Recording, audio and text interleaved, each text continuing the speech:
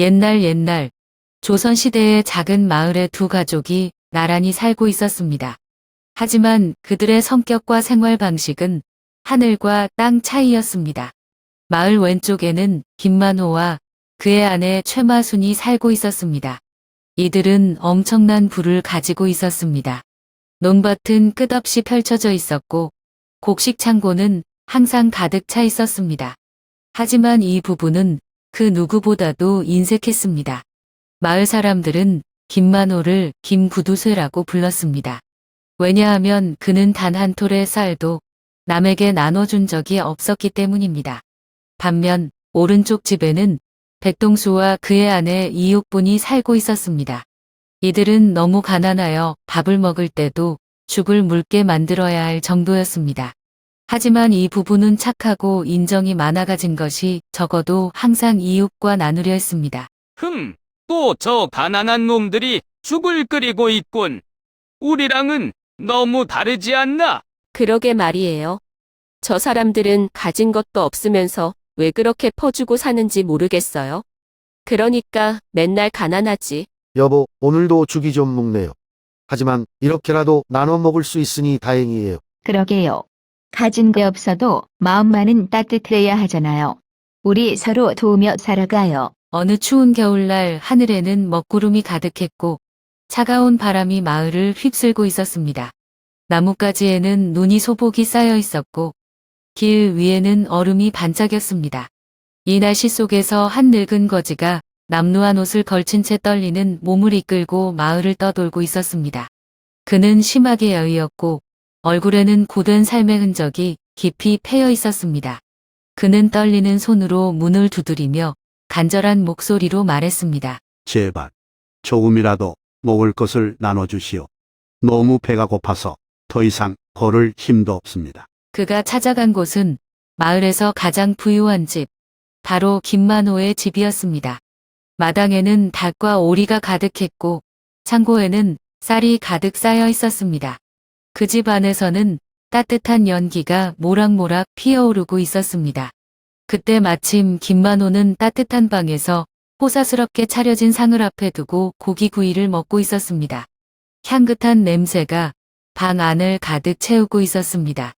그는 입안 가득 고기를 넣고 씹던 중 거지의 목소리를 듣고 눈살을 찌푸렸습니다. 뭐야? 거기 따위가 감히 우리 집 문을 두드리다니. 김만호는 손에 들고 있던 고기 접시를 꼭 끌어안으며 탐욕스럽게 입맛을 다시며 말했습니다. 우리 집도 어려운 형편이라 나눠줄 게 없어. 얼른 꺼져라. 거지는 떨리는 손을 뻗어 한 번 더 애원했습니다. 부디 한 숟갈의 밥이라도 한 조각의 빵이라도 좋으니. 그때 방에서 이를 듣고 있던 최마순이 손에 빗자루를 들고 황급히 뛰쳐나왔습니다. 이런 거지가 우리 집 앞을 더럽히다니. 어서 가버려. 여기서 얼쩡거리면 재수나 없어진다고. 그녀는 손에 든 빗자루를 휘둘러 거지를 쫓아냈습니다. 거지는 그저 씁쓸한 미소를 지을 뿐이었습니다. 하하, 참으로 인색한 사람들이구나. 그는 깊은 한숨을 쉬고는 발걸음을 돌려 옆집으로 향했습니다. 거지는 부드러운 빛이 새어나오는 초라한 집 앞에 도착했습니다. 비록 작은 초가집이었지만 창가에서 새어나오는 불빛은 어딘가 따뜻하고 정겨운 느낌을 주었습니다. 거지는 조심스럽게 문을 두드렸습니다. 실례합니다. 혹시 저에게 조금이라도 먹을 것을 나눠주실 수 있겠습니까? 마침 부엌에서 죽을 끓이던 이웃분이 깜짝 놀라며 남편을 불렀습니다. 여보, 밖에 누군가가 있어요. 이 추운 날씨에 밖에서 웬일이십니까? 문이 열리자 거지는 몸을 움츠리며 대답했습니다. 너무 배고파서 아무것도 먹지 못했습니다. 백동수와 이옥부는 거지를 바라보며 안타까운 표정을 지었습니다. 그들은 비록 가난했지만 어려운 일을 그냥 지나칠 수 없었습니다. 어서 들어오십시오. 이렇게 추운 날씨에 밖에 계시면 큰일 납니다. 백동수는 거지를 부축하여 집 안으로 데려갔고 이옥부는 재빨리 아궁이에 불을 지폈습니다. 방 안은 금세 따뜻해졌습니다. 지금 막 죽을 끓였어요. 많이 드시지는 못하지만 그래도 속을 따뜻하게 데울 수 있을 거예요. 그녀는 정성스럽게 작은 그릇에 죽을 담아 거지에게 내밀었습니다. 정말 감사합니다. 이런 호의를 받다니. 거지는 두 손을 모아 감사 인사를 하고 한 숟갈씩 천천히 죽을 먹었습니다. 따뜻한 온기가 온몸에 퍼졌고 그는 깊은 감동을 느꼈습니다. 죽을 다 먹은 후 거지는 갑자기 허리를 곧게 펴고 환하게 웃었습니다. 그 순간 방 안이 밝은 빛으로 가득 차며 거지가 변하기 시작했습니다. 눈부신 빛 속에서 남루한 옷을 입고 있던 거지는 점점 신비로운 모습으로 변해갔습니다. 그의 허름했던 외투가 황금빛으로 빛났고 얼굴에는 온화한 미소가 번졌습니다. 이게 어떻게 된 일이죠? 혹시 당신은 그래, 나는 신이다. 너희 부부의 선한 마음을 시험하고 있었다. 이옥분과 백동수는 깜짝 놀라며 서로를 바라보았습니다. 신은 부드러운 미소를 지으며 손을 흔들었습니다. 너희들은 가난하지만 마음은 누구보다도 따뜻하구나. 그 마음에 대한 보답으로 너희에게 3가지 소원을 들어주겠다. 백동수와 이옥분은 믿기 어려운 듯 서로를 바라보았습니다. 하지만 신의 얼굴에는 장난기가 아닌 진심 어린 따뜻함이 깃들어 있었습니다. 백동수와 이옥분 부부는 신의 말을 듣고 깜짝 놀랐습니다. 꿈을 꾸고 있는 듯한 기분이 들었지만 눈앞에 서 있는 신의 환한 얼굴을 보고 그들은 이 기회를 진심으로 받아들이기로 했습니다. 여보, 우리 정말 소원을 빌 수 있는 걸까요? 응, 하지만 욕심 부리지 말고 우리가 정말 필요한 것을 빌어야 해. 부부는 서로의 손을 꼭 잡고 한참 동안 생각에 잠겼습니다. 그들은 평생 가난에 시달렸고 비바람을 피할 곳도 없었으며 힘든 노동으로 몸이 쇠약해진 상태였습니다. 무엇보다도 행복하게 오래도록 살아가고 싶었습니다. 첫 번째 소원은 튼튼한 집을 가지는 것입니다. 비바람을 피할 수 있는 집이 있었으면 좋겠습니다. 좋다. 현명한 선택이구나. 두 번째 소원은 풍요로운 밭을 가지는 것입니다. 그래야 굶지 않고 살아갈 수 있을 테니까요. 아주 훌륭한 소원이로구나. 마지막으로 우리 부부가 건강했으면 좋겠습니다. 그래야 열심히 일하며 오래도록 함께할 수 있을 테니까요. 하하. 참으로 지혜롭고 선한 마음을 가진 부부구나. 좋다. 너희들의 소원을 들어주마. 신은 손을 번쩍 들어 올리더니 눈부신 빛이 방 안을 가득 채웠습니다. 빛이 점점 강해지더니 갑자기 주변이 조용해졌습니다. 백동수와 이옥분이 눈을 떠보니 놀라운 광경이 펼쳐졌습니다. 그들이 살던 허름한 초가집은 어느새 단단한 기와집으로 변해 있었습니다. 비가 새던 천장은 단단하고 튼튼해졌으며 바람이 새어 들어오던 벽도 이제는 단단한 나무와 흙벽으로 완벽하게 변해 있었습니다. 어머나, 정말 꿈이 아니네요. 이게 정말 우리 집인가? 이렇게 튼튼하고 따뜻한 집이라니. 그들은 감격하며 집을 둘러보았습니다. 하지만 놀라움은 거기서 끝나지 않았습니다. 집 앞 마당으로 나가자 이전까지 황량했던 땅이 끝없이 펼쳐진 푸른 논밭으로 변해 있었습니다. 벼가 누렇게 익어 고개를 숙이고 있었고 밭에는 감자, 무, 배추, 고구마 등이 가득 자라고 있었습니다. 이제 우리도 배고픔을 걱정하지 않아도 되겠어요. 백동수는 기쁨을 감추지 못하고 환하게 웃었습니다. 하지만 변화는 거기서 끝나지 않았습니다. 갑자기 그들의 몸에서 따뜻한 기운이 퍼져나갔습니다. 백동수는 허리의 통증이 사라지고 몸이 한결 가벼워졌습니다. 이옥분도 거칠었던 피부가 매끄러워지고 온몸이 생기로 가득 찼습니다. 내 손이 이렇게 건강해지다니. 마치 젊은 시절로 돌아간 것 같아. 정말이네요.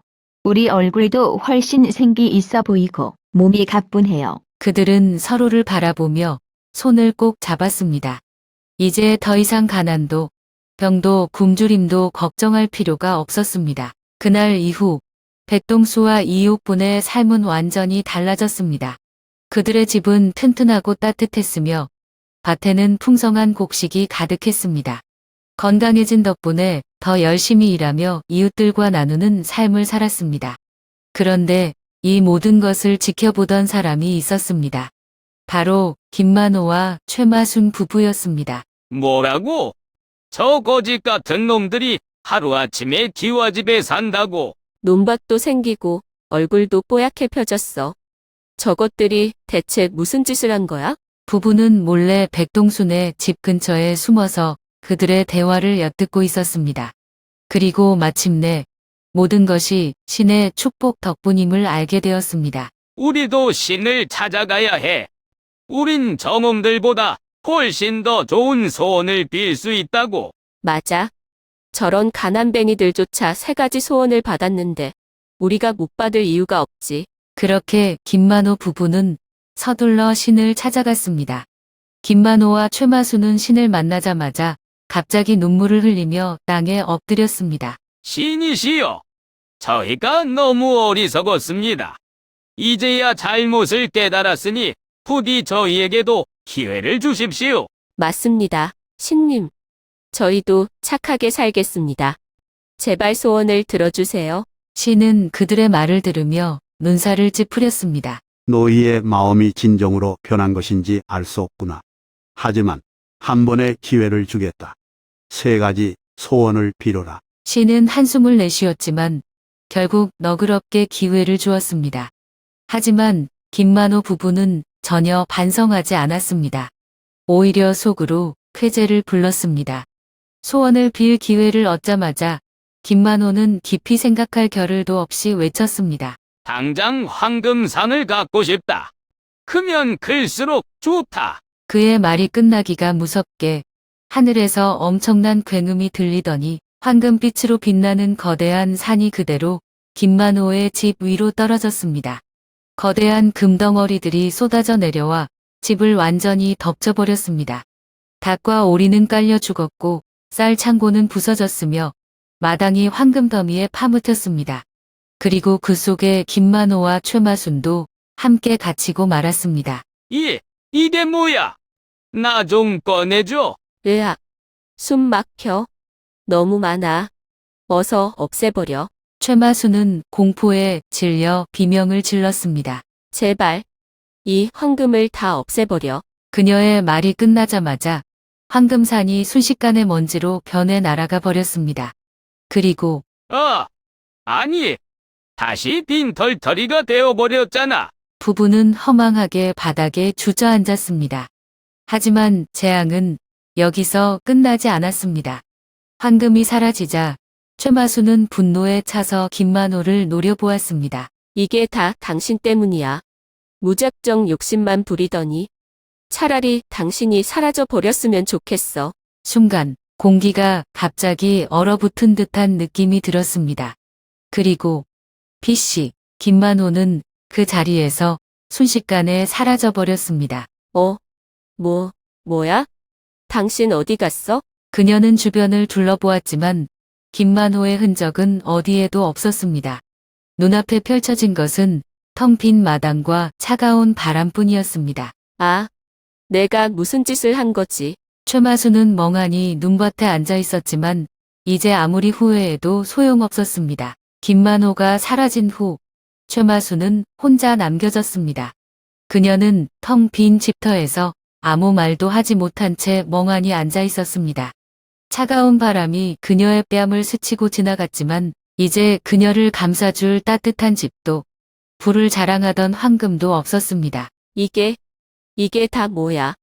나는 분명 황금산을 가지려 했는데 남편도 재산도 아무것도 남지 않았어. 그녀는 허탈하게 웃다가 이내 울음을 터뜨렸습니다. 하지만 아무리 후회해도 소용없었습니다. 반면 백동수와 이옥분 부부는 신이 내려준 축복을 소중히 여기며 살아갔습니다. 여보, 우리가 이렇게 행복하게 지낼 수 있는 건 신께 받은 축복 덕분이 아니라 우리가 서로 아끼고 돕기 때문이겠지. 맞아요. 가진 것을 혼자 독차지하려고 하면 결국 불행해지는 법이죠. 함께 나누며 살아가는 것이 진정한 행복이에요. 그들은 더 이상 가난에 허덕이지 않았고 마을 사람들에게도 넉넉한 음식을 나누어 주었습니다. 덕분에 마을은 더욱 따뜻한 정이 넘치는 곳이 되었습니다. 한편 최마수는 점점 마을 사람들에게서 멀어져 갔습니다. 과거에 그녀가 가난한 이웃을 외면하고 무시했던 일을 기억하는 마을 사람들은 이제 그녀를 동정하지 않았습니다. 그녀가 먹을 것이 없을 때 과거의 자신처럼 누군가에게 손을 벌려보았지만 돌아오는 것은 차가운 시선뿐이었습니다. 제발 먹을 것 좀 나눠주세요. 하루 종일 아무것도 먹지 못했어요. 하지만 마을 사람들은 고개를 저으며 지나갔습니다. 저 사람 누구였는지 기억나? 부자였을 때는 우리한테 한 톨의 쌀도 안 줬잖아. 그러게 말이야. 자기 남편을 없애버린 것도 자기 입이었으니 누구를 탓하겠어? 최마수는 점점 쇠약해졌고 마을 외곽의 허름한 초가집에서 혼자 쓸쓸히 살아야 했습니다. 그녀는 과거의 잘못을 뼈저리게 후회했지만 아무도 그녀를 도와주지 않았습니다. 시간이 흘러 백동수와 이옥분 부부는 평생을 행복하게 보내며 건강하게 나이를 먹었습니다. 그들의 집은 언제나 따뜻한 온기와 웃음이 넘쳤고 자손들도 그들의 선행을 본받아 마을에서 존경받는 사람들이 되었습니다. 한편 최마수는 점점 나이를 먹고 힘을 잃어갔으며 결국 혼자 쓸쓸히 생을 마감했습니다. 그녀가 세상을 떠난 후에도 그녀의 이야기와 김만호의 비극은 마을 사람들에게 중요한 교훈으로 남았습니다. 마을 사람들은 이 이야기를 아이들에게 들려주며 항상 이렇게 말하곤 했습니다. 착한 마음은 복을 가져오지만 욕심과 탐욕은 결국 불행을 부르는 법이다. 그리고 이 교훈은 세대를 거쳐 마을 사람들에게 전해지며 오랫동안 기억되었습니다.